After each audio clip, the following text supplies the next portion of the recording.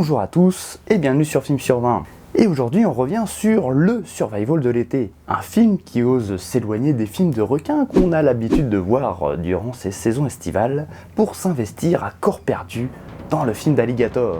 Je veux bien entendu parler de Crawl d'Alexandre Aja.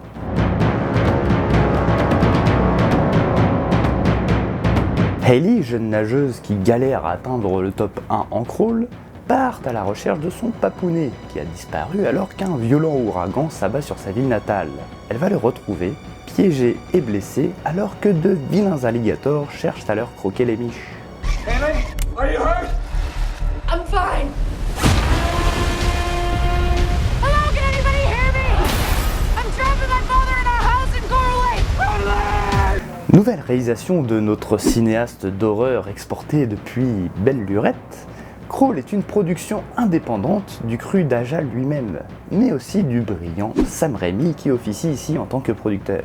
Notre réalisateur français s'investit à fond dans le genre horrifique, n'hésitant jamais à choquer son public à grands coups de plans dégueulasses et bien glauques.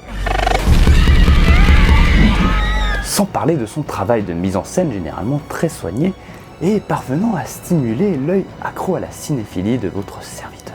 C'est moi qu'on parle. Ici, Alexandre Aja signe un retour remarqué avec un petit film tourné en Serbie et en studio, surtout après la déconvenue qui a été son film précédent, Horns, avec Daniel Radcliffe, que j'avais bien aimé, mais le film s'est sacrément bidé à sa sortie. Grab your families, your loved ones, and get out. Dad! We won't be able to come for you. Dad!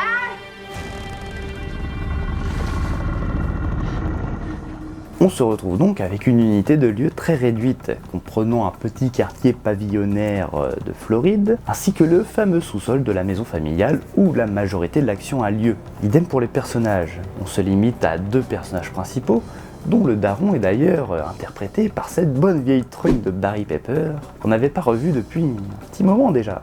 Cela permet à Alexandre Aja de se concentrer sur les enjeux de ses personnages, qui sont pour le coup franchement très bien caractérisés, au point où les 2 scénaristes à l'origine du script parviennent à intégrer habilement les conflits intérieurs de leurs personnages à la situation dans laquelle ils sont empêtrés. Incroyable. Alors je vois déjà venir là les 3 experts scénaristes du fond qui vont venir chouiner parce que le récit est trop simpliste.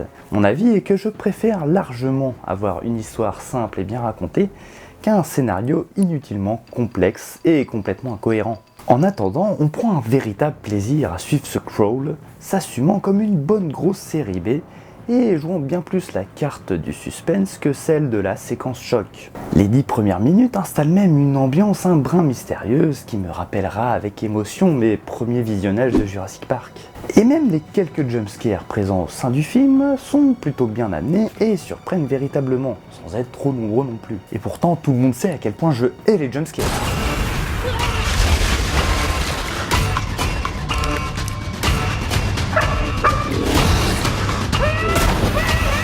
Bon, après il y a toujours des petits couacs ici et là, forcément. Je suis un peu déçu du traitement des alligators notamment, apparaissant directs comme des gros bourrins en cassant tout. Je pense qu'un peu de mystère aurait été un grand plus au sujet de leur présence. Idem, leur conception entièrement numérique réduit l'impact du film, le rendant un peu plus cheap.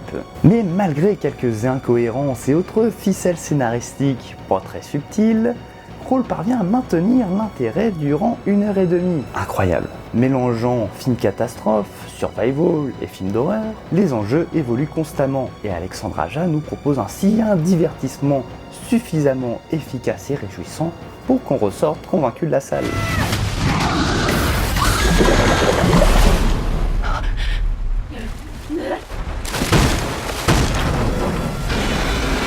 Come on, you son of a bitch!